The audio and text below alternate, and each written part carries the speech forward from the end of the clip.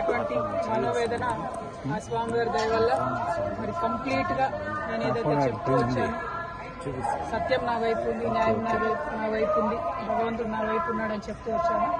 అదే నిజమని రుజువు చేస్తూ కంప్లీట్ గా కోర్టులో మరి క్లీన్ చీట్ రావడంతో స్వామివారికి కాలినడకన వచ్చి మొక్కు చెల్లించుకుంటానని అనుకున్నాను. దానికోసం ఇవాళ ఇక్కడికి రావడం జరిగింది.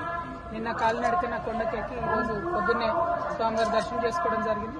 మరి అదేవిధంగా రాబోయే రోజులలో తెలంగాణ రాష్ట్రంలో తెలంగాణ ప్రజల పక్షాన తెలంగాణ ఇంటి పార్టీగా పనిచేయడానికి ఫ్యూచర్లో పొలిటికల్ పార్టీని కూడా పెట్టబోతా ఉన్నాము.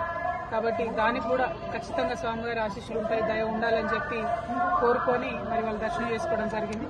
నేను ఎప్పుడు తిరుమలకు వచ్చినా ఒకటే కోరుకుంటాను, తెలంగాణ రాష్ట్రం బాగుండాలి, తెలంగాణ ప్రజలు బాగుండాలి, ఆంధ్ర రాష్ట్రం బాగుండాలి, ఆంధ్ర ప్రజలు బాగుండాలి.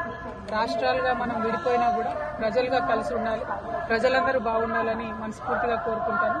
అదే జరగాలని చెప్పి మళ్ళీ ఒకసారి భగవంతుని కోరుకుంటూ థ్యాంక్ యూ. జై తెలంగాణ, జై ఆంధ్ర.